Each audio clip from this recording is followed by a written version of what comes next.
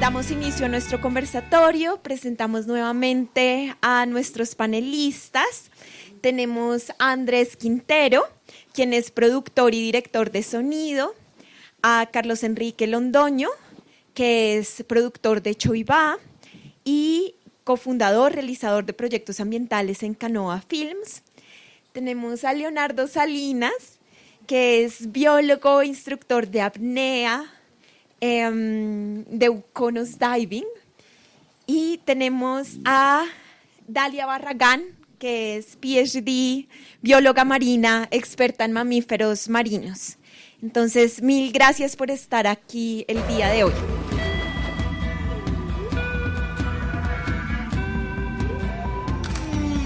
Bueno, creo que en la película nos quedó un poco claro la motivación, ¿no? O sea, como que se ve mucho desde la parte del equipo la motivación que tenían de desarrollar el documental y pudimos también ver un poco como conectarnos con la experiencia que tuvieron ustedes al poder estar en este ambiente en el que no mucha gente ha podido estar y en la cercanía a estos grandes mamíferos en que no mucha gente ha podido estar tan cerca.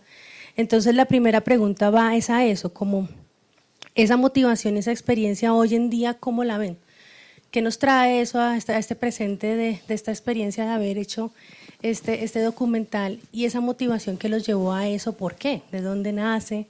Se hablaron de Jaguar, pero pues de Jaguar a Yubarta, ¿sí? Es un gran abismo. Entonces, ¿cómo de dónde está esa motivación, esa experiencia? ¿Cómo fue la experiencia de dirigir esta película que nos lleva a este increíble mundo de las ballenas? Bueno, pues digamos que la primera motivación obviamente fue haber empezado con la película del jaguar, y ahí nos surge la idea de hacer una trilogía de películas de animales, uno que va por la tierra, que es el jaguar, otro que es la ballena, que va por el agua, y ahorita vamos a comenzar a hacer una del águila y el cóndor, que va por el cielo. Digamos que eso es una de las motivaciones. Realmente la motivación mayor surge de, como dice Simón en la película, una voz del mar que lo llamó. Él fue con su familia a ver ballenas y tuvo un episodio bien fuerte con su familia y sus hijos. La lancha casi se voltea y fue con Natalie, que es la primera actriz que sale. Y ella es una persona muy especial que tiene un lugar en el Chocó que se llama Choibá. Choibá es un árbol que florece cuando las ballenas llegan a aparearse aquí al Chocó. Y con Natalie, que es bien especial y que habla con las ballenas prácticamente, Simona ya tuvo su primer acercamiento y llegó con esa historia a decirnos que tal vez ahí podía haber una película, y pues empezamos a ir, a conocer, a pedir permiso al mar, y digamos que esa motivación se va dando momento a momento, porque cuando uno hace cine con animales, el animal se vuelve el director, el productor, el actor, el director de fotos, hace todo el animal prácticamente, ¿no? Con el jaguar tuvimos muchos años detrás de él y estábamos esperando a que el jaguar bajara, a que el jaguar se asomara, a que el jaguar, lo mismo acá, ¿no? Entonces digamos que esa motivación se vuelve algo que nos hace hacer una trilogía de películas, y que hoy en día pues nos tiene parados para hacer la siguiente, y nos hace pensar que los animales son muy sagrados y que somos un link para transmitir lo que ellos piensan, sienten, dicen que no razonan, a mí me parece que sí, y lo que ellos sienten para podérselo transmitir a la humanidad. Eso puede ser lo que hoy nos tiene así como con ganas de seguir. Bueno, yo soy Carlos Enrique, el productor de Choibá. Llevamos 15 años trabajando este tipo de documentales. Entonces fuimos viajando por Colombia con diferentes organizaciones, instituciones, conociendo diferentes proyectos de conservación, porque eso era lo que queríamos, y nos dimos cuenta que la realidad era muy diferente. Y entramos como en una crisis. Estábamos haciendo documentales de proyectos muy bonitos, pero que en la realidad no lo eran. Y Jaguar fue como adentramos a la selva, a las montañas, meses en busca del jaguar, pero más que en busca del jaguar era en busca de nosotros mismos. Conocer, hacer este documental me ayudó. El jaguar pisa fuerte, el jaguar es un animal de fuerza. Cuando terminamos de hacer Jaguar, nos dimos cuenta, después de 10 años, un proyecto muy personal que saca Simón a relucir cuando sacamos nuestra productora, nos dimos cuenta que este mensaje, que esa narrativa que habíamos creado sirvió mucho para mandar un mensaje a la humanidad por medio de conferencias en las universidades. Estuvimos en Duke University, en Berkeley, California, estuvimos invitados como realizadores en el Congreso Mundial de Marsella con ecólogos, biólogos europeos, y pues nosotros pues no somos estudiosos, sino que somos como amantes de la fotografía, del sonido, de la música, y es muy importante para nosotros hacer estos proyectos que tengan un mensaje. Si no hay mensaje, no le metemos la ficha. Entonces, después de Jaguar, de pasar por esos momentos, llegamos a la ballena Yubarta, por lo que decía Andrés. O sea, Simón me comenta sobre este personaje que vive en Choibá, que eso es Cabo Corrientes, como 4 horas de Nuquí, que eso es selva en mitad del mar.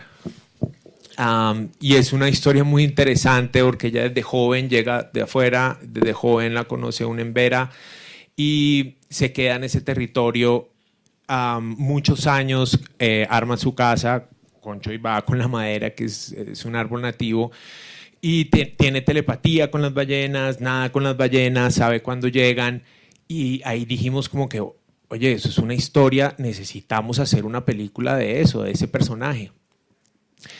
Fueron 7 años, Jaguar fueron 10, 7. Entonces es un trabajo de corazón, de pasión, porque hay muchos obstáculos, muchas dificultades, es muy difícil hacer una película, conseguir la plata, no es solo ir, grabar bonito, pasarla chévere, sino que legalizar la película, conseguir los personajes, conseguir el equipo, que todo sincronice, conseguir a Natalia, a Sofía Gómez, conseguir los safeties, el equipo de trabajo, muchos años sin un respaldo financiero es demasiado complicado, pero ese es el mensaje que quiero dar porque lo hicimos de corazón. Todo esto es hecho porque nos nace y nos vamos y nos metemos al mar, meses viajando, dejando a las familias, algo que viene de adentro y salen estos resultados.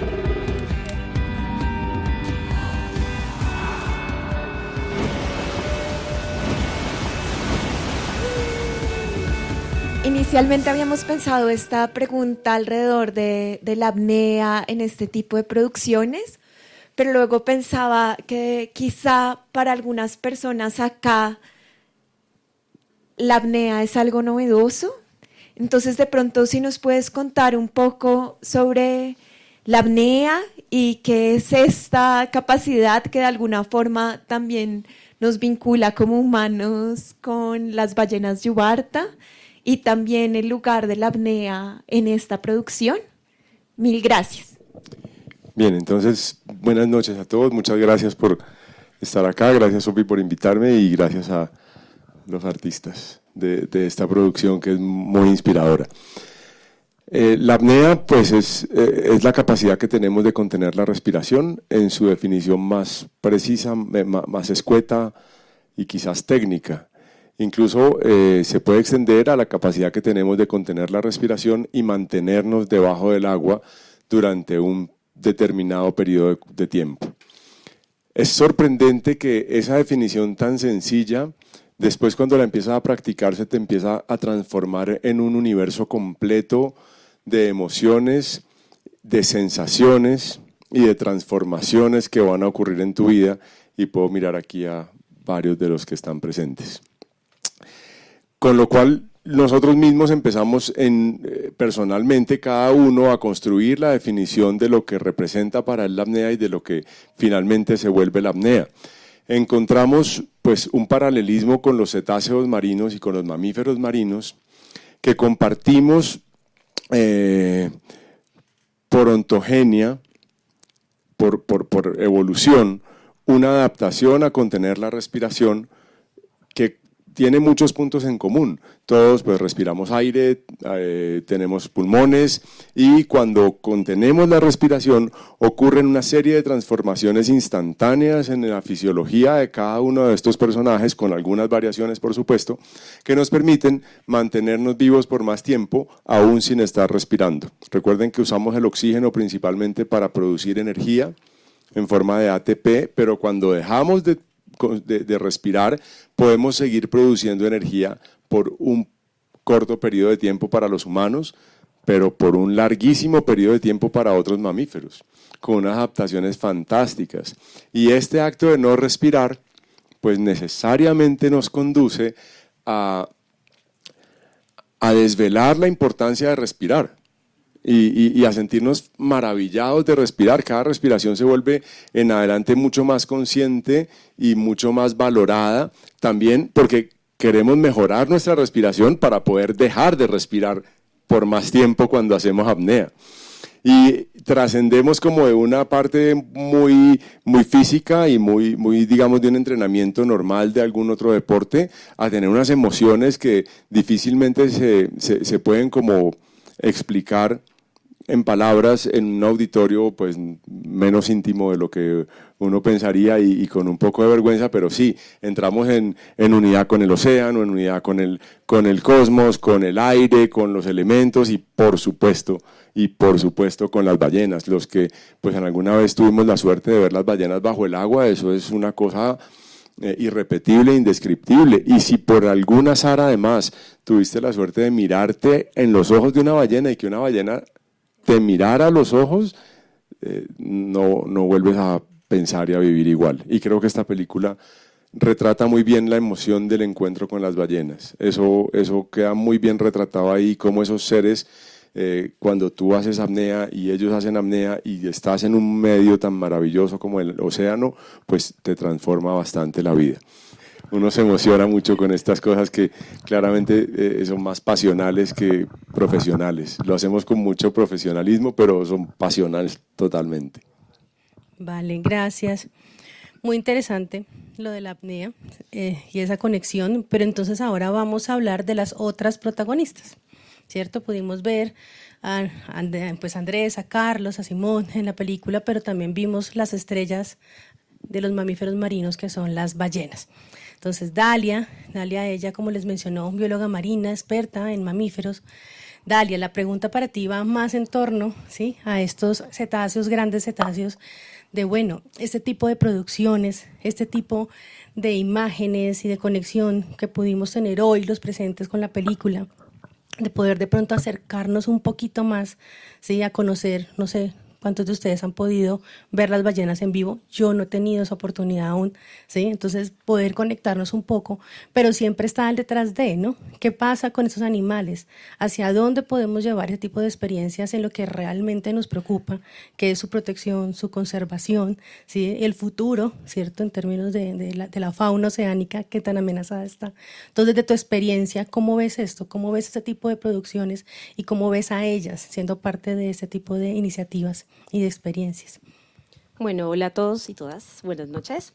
Bueno, cuando yo vi la primera vez Choiva es también como que la experiencia, porque claro, yo he trabajado con ballenas jorobadas y como que uno nunca las ha visto como desde esta perspectiva. Entonces me pareció bonito como el mensaje que se quiere transmitir, como la conexión con las mujeres. Cuando yo vi Choiva yo pensé más en la palabra utría, que la palabra utría significa mujer bella dormida. Y viene como esta leyenda en Vera, en que cuenta la historia que una mujer desobedeció a sus padres cuando ya llegó su primera menstruación y se metió al mar de noche y se convirtió en una ballena.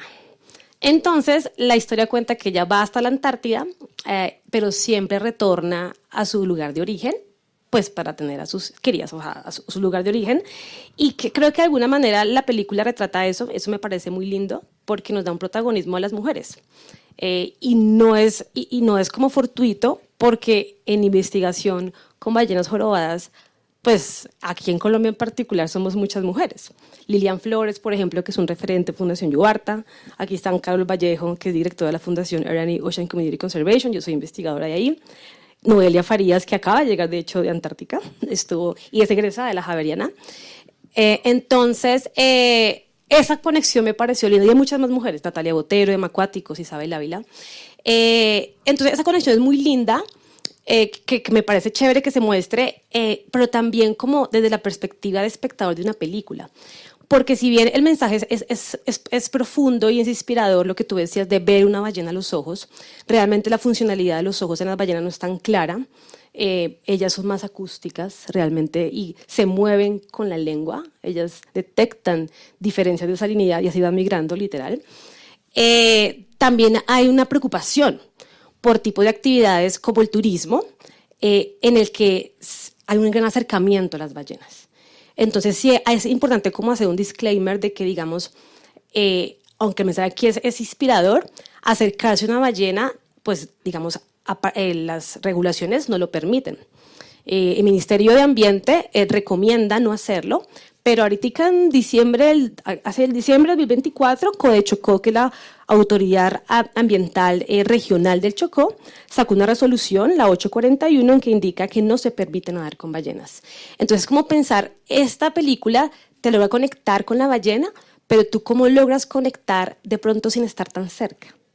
Y es lo que hemos trabajado con Carol, por ejemplo, en Eraní, que estábamos tratando, aquí también está Felipe, que es otro investigador de la fundación, como implementar un turismo acústico, porque lo que ustedes decían en la película, el canto es lo que nos inspira a uno. Entonces, si tú no ves la ballena, escúchala.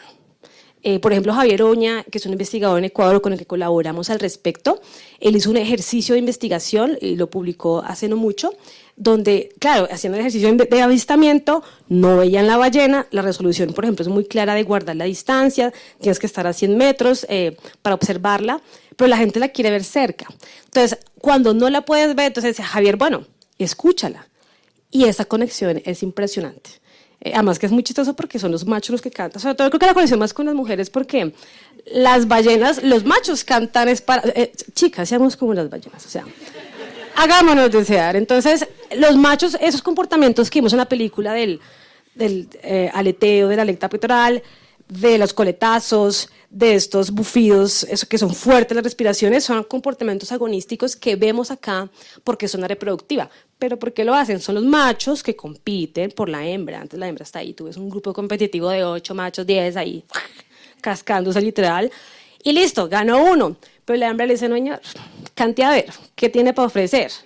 Entonces, es impresionante cómo esas canciones, y por ejemplo, María Paula Rivaquero, que ella es también investigadora acá de Javeriana, del Instituto Javeriano del Agua, que estamos trabajando, ella sabe más de acústica, perdóname, Mapi, si digo algo mal, pero ese canto cómo conecta con las hembras y con las personas, con los machos, nuestros machos, alfa.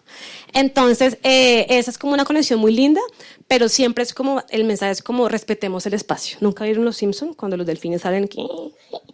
O sea, yo personalmente nunca me meto al agua. Además que una vez casi me ahogo, yo estaba con Noé, fue terrible. Gracias Noé por sacarme, Dios mío. Yo soy bióloga marina, no sé nadar, pero buceo. Entonces yo nunca me meto al agua. Pero ese respeto es lo que hacemos en investigación, a la investigación que hacemos nosotros.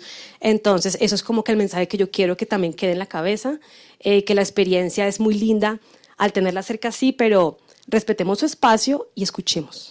Las ballenas son acústicas, los delfines son acústicos. Yo trabajo más con delfines realmente, pero ellas ven el entorno con el sonido. Por eso, como Mapis ha publicado investigaciones, el soundscape, el ambiente sonoro es muy importante y particularmente en Tribugá, en el Golfo donde ustedes grabaron, es pristino, o sea, no hay tanto ruido.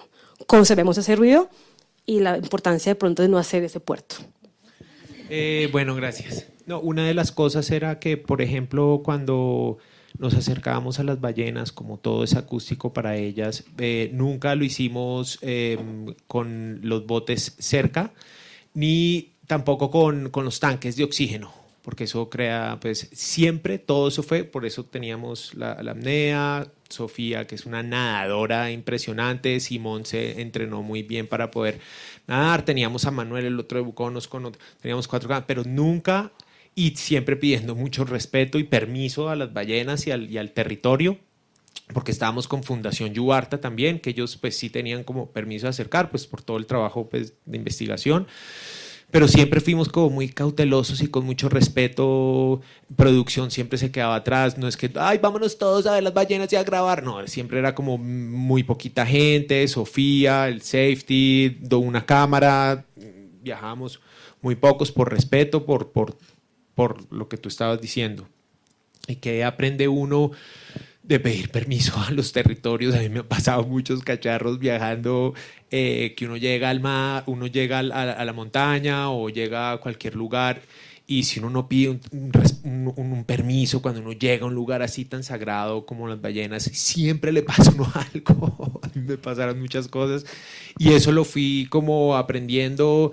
Y la situación es que nuestro pensamiento occidental de tradición pues no valoran mucho la naturaleza, ¿no? Los árboles, piensan que es una mata ahí, ni las piedras, ni los ríos, que eso es lo que he aprendido mucho todos estos años de los indígenas, cómo ellos, para ellos un árbol es un hermano, una piedra es un primo, o sea, protegen como su propia vida la naturaleza, y eso es lo que ahorita necesitamos con la situación como está actual, en consumismo industrializado y guerras.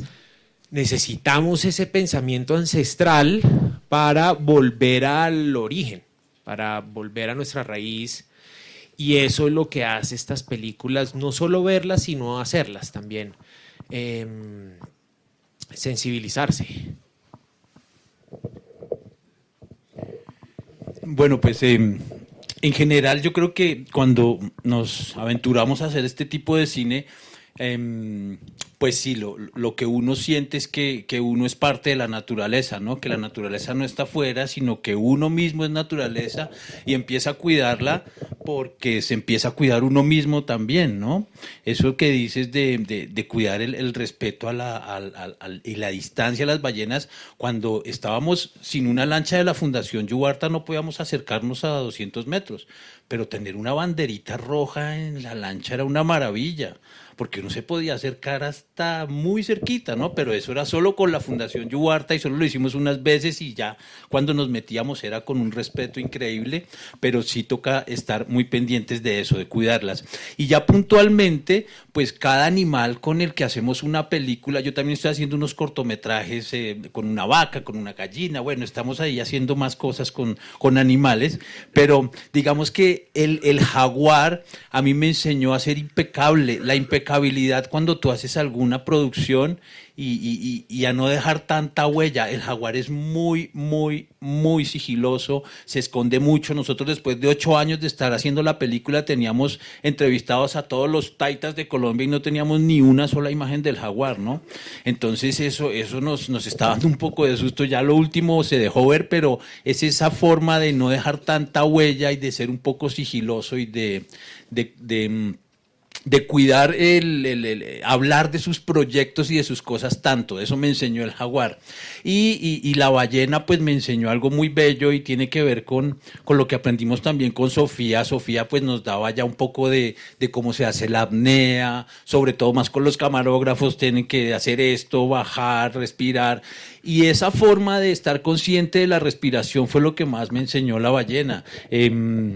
Respire, como digo ahí en la película, respirar conscientemente es el acto de amor más grande que pueda hacer cualquier ser vivo, y eso lo siento, y siento que si uno aprende a respirar, aprende a estar en el presente y aprende a estar concentrado en lo que está haciendo, y siento que la ballena es muy, muy, muy poderosa con esa enseñanza, ¿no?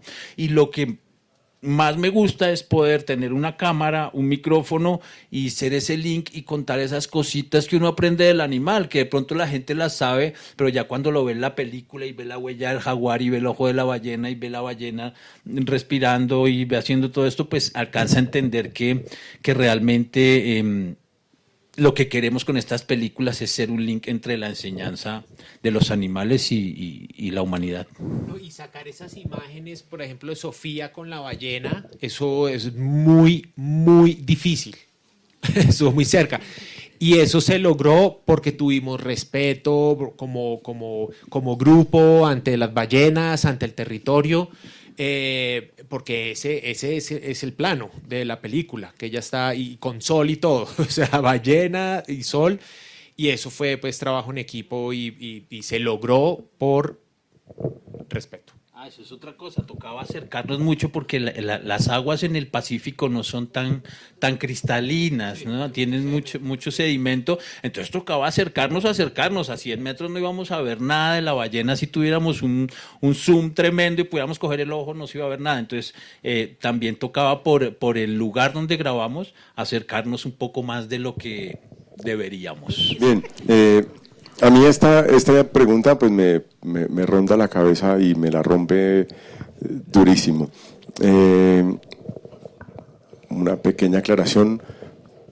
Las veces que hemos tenido los encuentros con ballenas, nosotros espontáneamente en nuestras inmersiones, nuestras salidas de buceo de apnea, han sido fundamentalmente porque ellas han decidido acercarse y porque hemos estado en algún momento en el lugar indicado, en el instante preciso y ha ocurrido el milagro.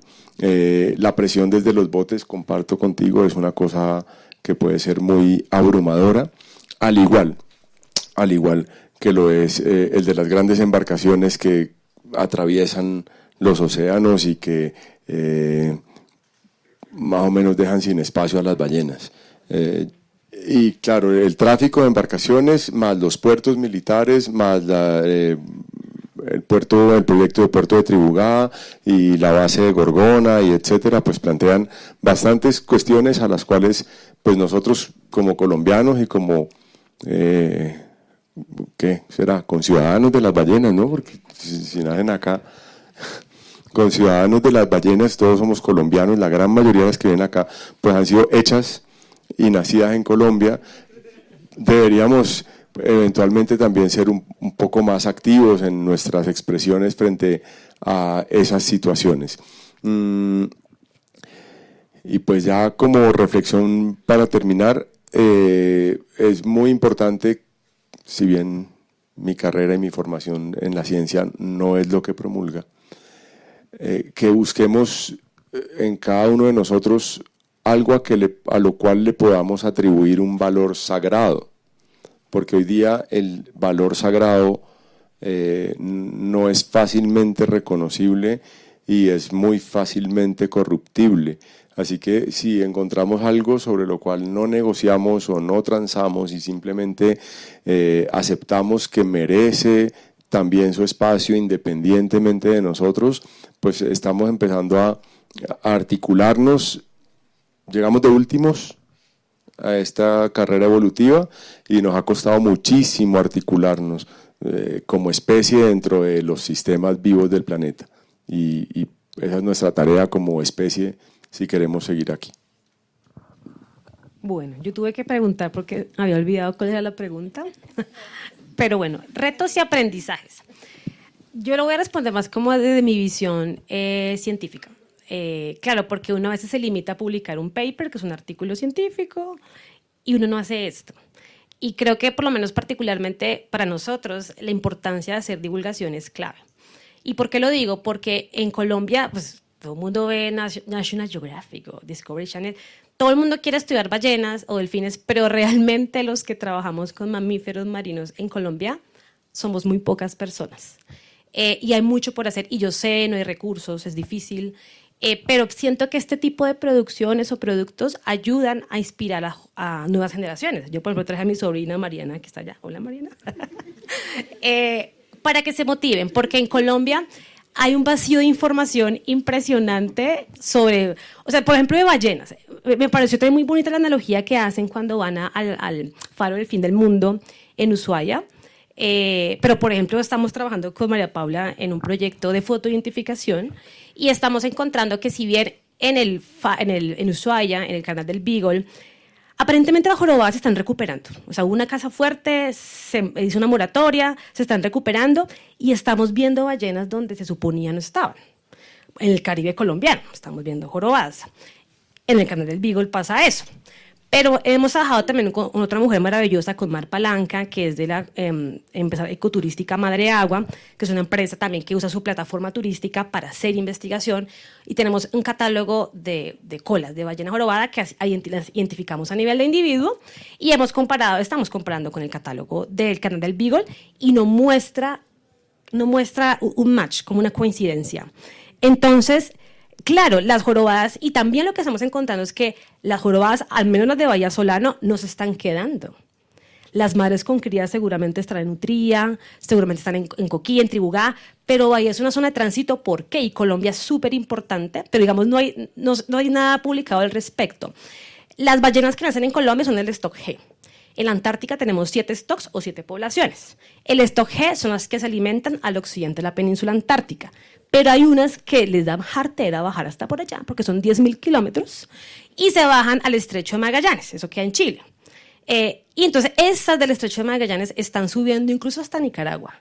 Entonces, aparentemente, Bahía Solano, tú me corregirás, Mapis, es una zona más de tránsito, mientras que en el mismo Pacífico colombiano, un poquito más al sur, sí se están quedando. Entonces, Colombia es súper importante, no se sabía esto, son resultados inéditos. Entonces, mi invitación o mi aprendizaje es como, tenemos que hacer más divulgación, yo sé. Estamos a veces muy ocupados como que uno escribiendo el paper o vamos a campo, ya estoy cansada. Yo personalmente amo el campo, pero ya la columna me duele. Yo prefiero educar a las nuevas generaciones. Permiso, ballenas. Hoy vengo acá para ser un canal de su conocimiento del mar, para compartirlo con la humanidad. Una pregunta. Veo como 3 grandes protagonistas dentro del documental, ¿cierto? Las ballenas, las mujeres danzantes, ustedes son grandes protagonistas dentro de la película. Y me falta de pronto las comunidades circundantes, ¿no? Como que, si bien la mujer danzante tiene esa historia tan poderosa que ustedes están contando, como que no lo vi en la película, de pronto me perdí.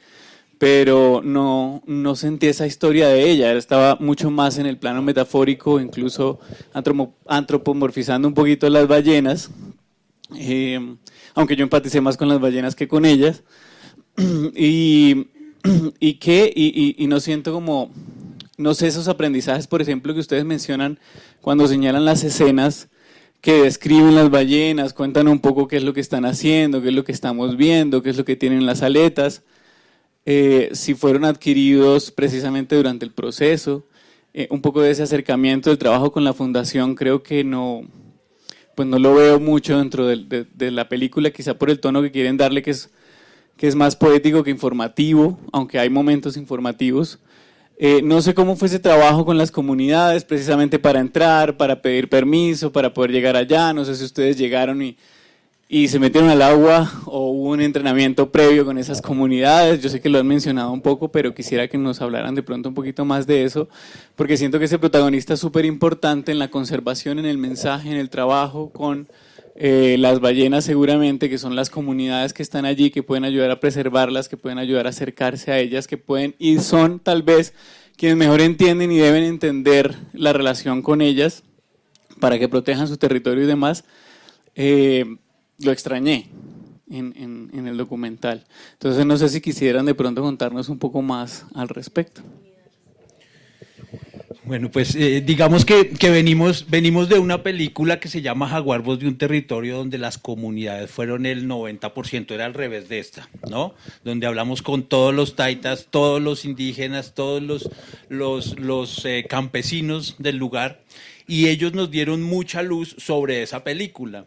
Esta película es mucho más introspectiva, pienso que es una visión del director mucho más introspectiva, donde él quiere hacer ver que esta mujer, que es una sola mujer, que son 3 mujeres y que es la misma ballena, somos todos. Y es una película de amor y miedo, ¿cierto? El miedo que ella tiene al principio de entrar, el miedo que tiene de estarse afuera, de empezarse a maquillar, y de pronto cuando se mete al agua, esta mujer se vuelve una ballena o se vuelve cualquier humano, y cualquier humano puede ser de la comunidad, cualquier humano puede ser nosotros mismos, y hace que entendamos que cuando estamos relacionados tan fuertemente con la naturaleza, todos podemos cuidarla y todos podemos ser esa comunidad. Natalie, la protagonista principal de la película, vivió muchos años con los Embera allá.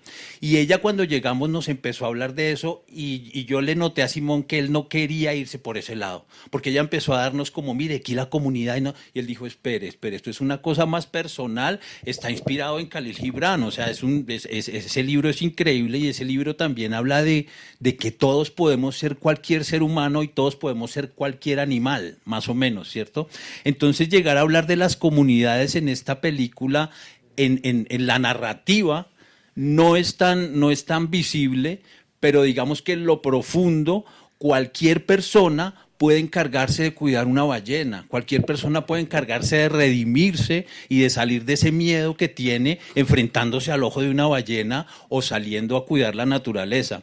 Entonces, aunque los Embera y las pinturas que se hace ella en la cara son Embera, y el chico que nos hizo las pinturas es Embera, y ella vivió toda la vida con una comunidad Embera, no quisimos que fuera tan explícito eso. Primero, porque sentimos que o siente Simón, que es el creador principal, que es algo más personal.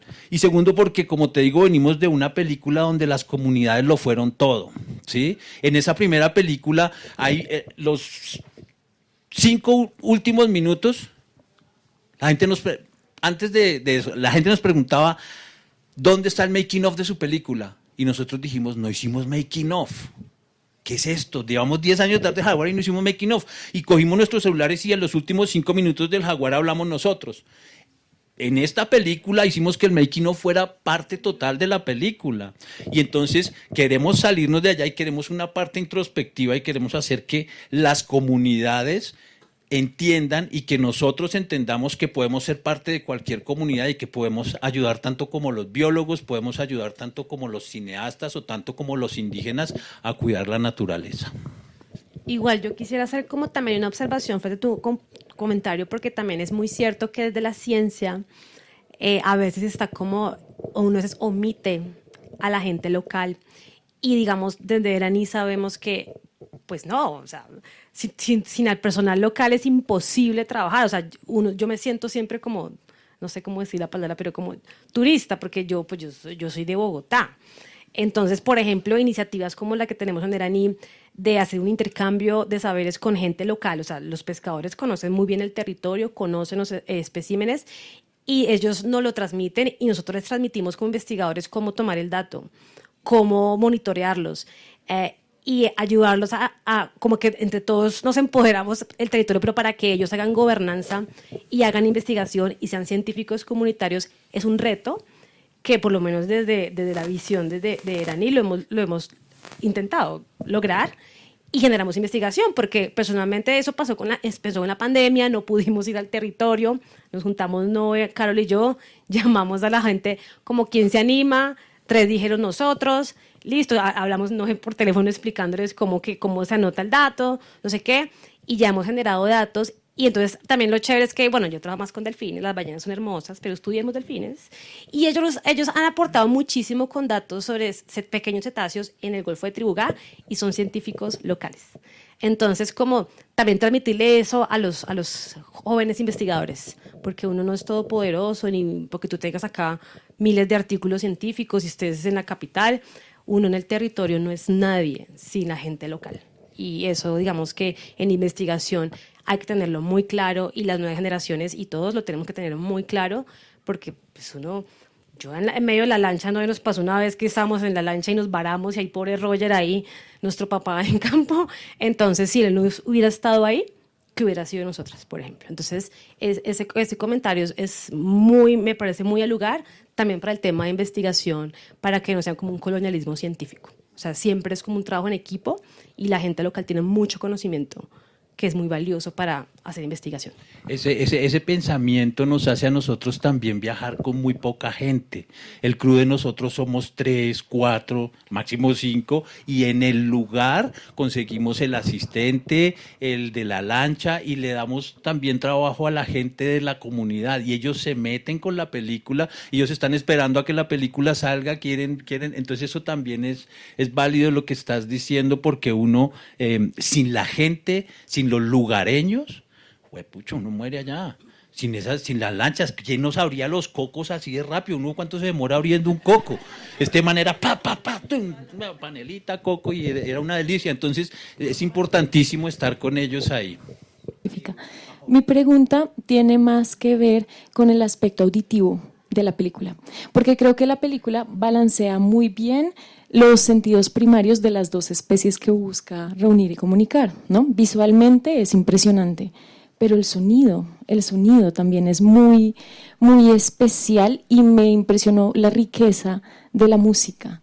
De hecho, intenté yo ahí con Deezer, mientras escuchaba la película, para capturar muchas de estas piezas, y no las encontré. Entonces, quisiera preguntarles cómo fue este proceso de selección de la música, y si estas piezas que escuchamos, por lo menos algunas, son inéditas. Pues mira que en cuanto al sonido, digamos que esto para mí ha sido, yo soy el director de sonido de la película, y esto para mí ha sido tal vez lo más bello que he hecho en mi vida, porque tener un hidrófono y estar grabando, y de pronto, y todo el mundo, présteme los audífonos, déjeme ver, y de pronto darle la sorpresa de que yo muevo un botoncito y ¡pum!, sale un parlante, y todos en la lancha, y yo con audífonos, y volteo a mirar, y todos con los ojos aguados oyendo lo que yo estaba oyendo. Eso es muy bello, poderlo pasar ahí, y esa riqueza de sonidos pues nos las da la misma ballena, ¿no? Y en cuanto a la música, pues nunca la vas a encontrar con Snapchat ni con Deezer, porque es nuevecita, toda la música es original. La hizo, la mayoría de la música la hizo Cristian Castaño de Sonido Selva. Otra pieza la hizo el maestro Gustavo Parra, que fue maestro mío aquí en la Javeriana. Yo estudié aquí música e ingeniería de sonido, y fue maestro mío de composición. Y la pieza más larga de piano la hizo mi hijo, que tiene 12 años. Él la compuso y la interpretó, que es la pieza de piano larga, y pues él, digamos que es un músico increíble, y cuando le dije a Simón que si él puede estar, me dijo, pero por favor, obviamente la música la está haciendo Sonido Selva, pero tu hijo puede hacer. Entonces sí, toda la música es original, y pues creo que ya vamos a sacar un disco por ahí, prontamente estará.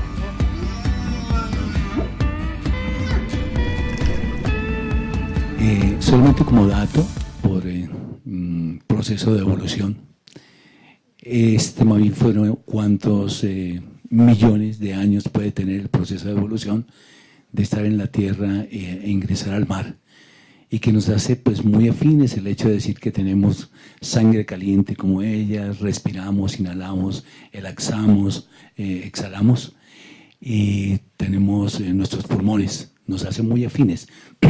Pero dentro de la historia de la tierra, ¿cuántos años puede tener este cambio?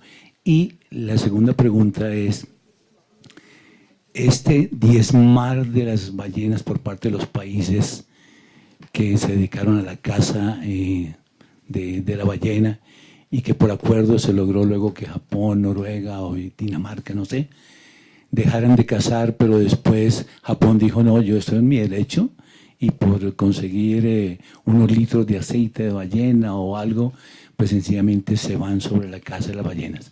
Eso con respecto al turismo que tú decías, que no solamente es Colombia, sino que va hacia Centroamérica también.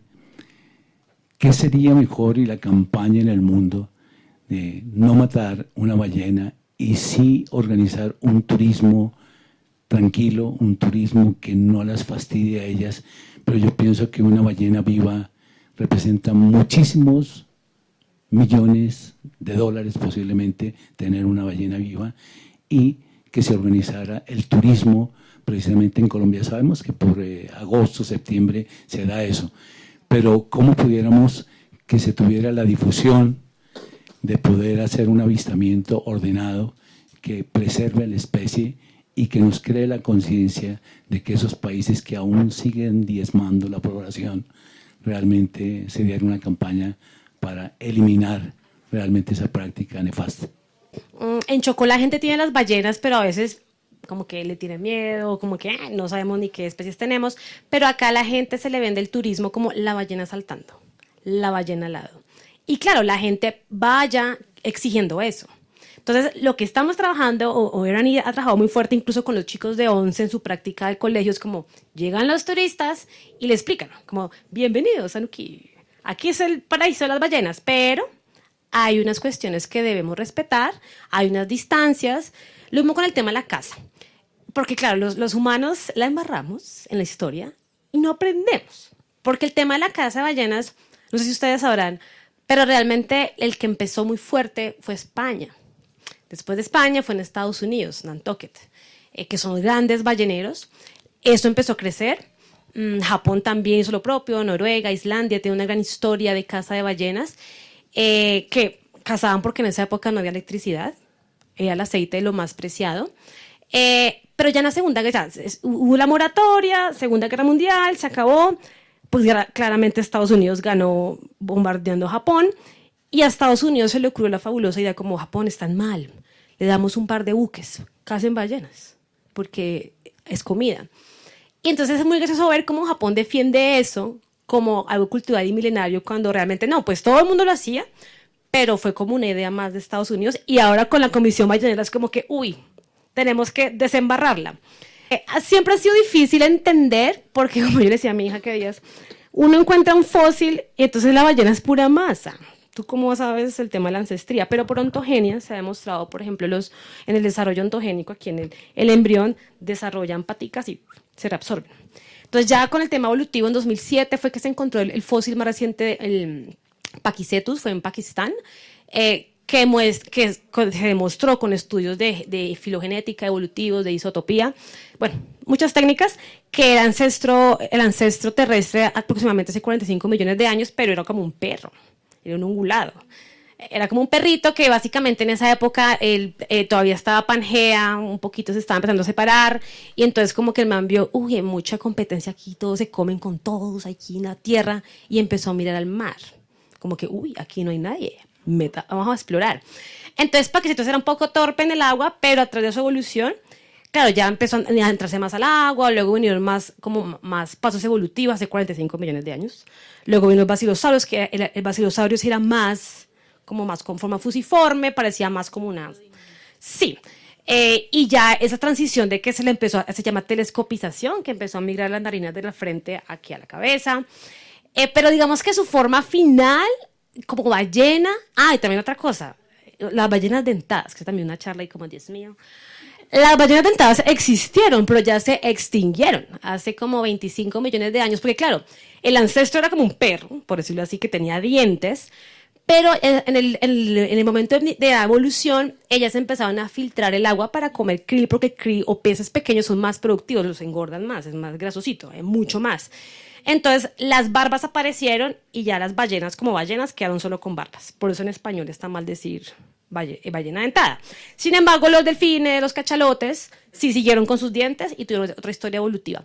Entonces, la historia de ellos es fascinante porque en la historia evolutiva de la mayoría de especies salen del agua hacia la tierra, pero estos manes volvieron. Eso no es usual en la historia evolutiva. Y creo que, por ejemplo, para mí ese es un tema fascinante. Buenas noches a todos. A mí me interesa mucho esta cuestión que tú dices, esta parte del link, ¿no? De la intención de dar un mensaje a la humanidad a través de estos seres que se les reconoce como una sabiduría, ¿no? Entonces, en el documental hablaban de que había cierta disposición que trabajar como en el sentimiento para poder hilar esa historia. Depende de cómo todos se sentían. ¿Ustedes qué hicieron en esa disposición? ¿Cómo entrenaron esa disposición, esa sensibilidad para poder hacer esa traducción, hacer ese link en el mensaje? ¿Qué acciones hicieron en su trabajo?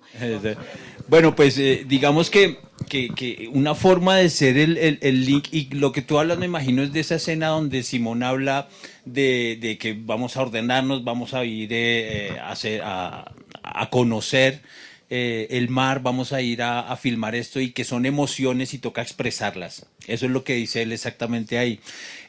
Pues la forma de ser un link, lo primero es lo que dijo Carlos, es llegar a pedir permiso. Si uno no pide permiso, la está embarrando mal. La primera vez que llegamos nos dijo Natalie, vamos a pedirle permiso al mar y nos vamos todos a esa playa. Y era un abismo y abajo estaba la playa, bajamos, nos metimos y, oh sorpresa, resultamos todos moreteados, raspados. Un señor que era ya de edad, que fue a ayudarnos con una cámara, le tocó ir a Simón a sacarlo. O sea, ¿qué pasó? No pedir permiso o no estar consciente de que vamos a entrar a un mundo absolutamente nuevo es ya entrar con el pie izquierdo. Eso es lo primero. Entonces, pedir permiso para entrar, pedir permiso para conocer, pedir permiso para entender y pedir permiso para contarlo. ¿Y cómo lo contamos? Nosotros no hacemos papers, no hacemos no, en revistas no escribimos, sino hacemos películas. Entonces la forma en la que nosotros encontramos que podemos expresar lo que los animales nos dicen es por medio de nuestro corazón y de nuestro sentimiento y de nuestro arte. Entonces yo siento que tenemos que ser muy responsables con esas cosas espirituales de pedir permiso, muy responsables con lo que averiguamos y decimos ahí en la película, que como dice Carlos, él dice no somos estudiosos, me parece que sí somos muy estudiosos, lo que pasa es que no estudiamos biología ni ecología, y estudiar eso y poderlo transmitir con el micrófono y con la cámara, también tenemos que ser muy responsables y muy responsables también con la gente. Simón le encanta que la película sea para todo el mundo, o sea, que una actriz salga y se le mueva el vestido y se le salga un pedazo de seno. El Simón dice, eso me van a sacar a los niños por eso. Cuando nos dieron en Jaguar 7 años, Simón se puso muy bravo y dijo, ¿por qué 7 años? Esto es para sí, para que los niños no puedan entrar, esto es para todo el mundo. Y esa responsabilidad de contarle a la gente también tiene que incluir a los niños, porque realmente los vicios que uno tiene ya es de tanto dejar de haber sido niño, y los niños que ven estas películas salen realmente diciendo wow, se puede hacer algo y podemos aprender como la ballena, como el jaguar. Entonces siento que ese link tiene muchos vórtices y todo va confluyendo en que la vida de uno realmente tiene que ser mejor. Cuando uno sale y se demora 3 meses, 2 meses, 15 días afuera, uno regresa a su casa, y cuando regresa a su casa tiene que regresar mejor y tiene que traerle una historia al hijo y tiene que traerle una historia a la familia. Cuando yo fui con mi familia la última vez, que llevé a mi familia al último viaje, cuando llegamos ellos llegaron con una historia increíble, se la contaron a mi papá y él hizo una canción. Entonces mi papá es el señor que está acá, y entonces eso mis hijos ahí fueron el link. Entonces todos podemos ser link y todos podemos ser lo que le decía al que me preguntó allá atrás, todos podemos ser esa comunidad y todos podemos hacer que los animales se vuelvan tan importantes como lo son para aprender y para ser mejores humanos. Y también, otra pregunta súper concreta, ¿cómo aprenden apnea? ¿Dónde se hace eso? Porque... Bueno, nosotros somos una escuela de apnea, entrenamos aquí en Bogotá, hacemos nuestras clases en piscina y luego nos vamos para el mar, inevitablemente. ¿Y cómo se llama la escuela? Buconos, Buconos, así.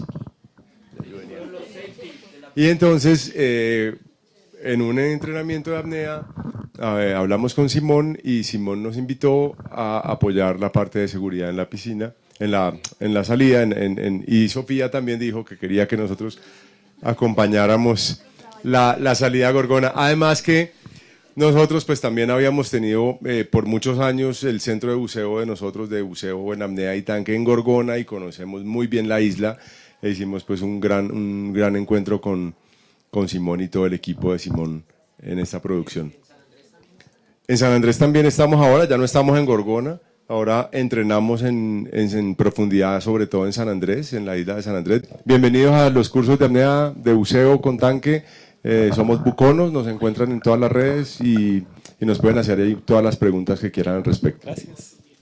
Bueno, llegó la hora ya de hacer el cierre, entonces, pues primero agradecerles a nuestros panelistas por estar el día de hoy, a la profe Sofía por acompañarme en este conversatorio, a ustedes los asistentes por tomarse el tiempo de venir a ver esta producción y hablar un poco sobre las ballenas. Nuevamente darle las gracias a Cineplex por la proyección de la película, al Centro Ático de la Universidad Javeriana, a la Facultad de Estudios Ambientales y Rurales, también de la Universidad Javeriana, el Instituto Javeriano del Agua, el Observatorio de Territorios Étnicos y Campesinos y la Facultad de Ciencias Sociales y Humanas.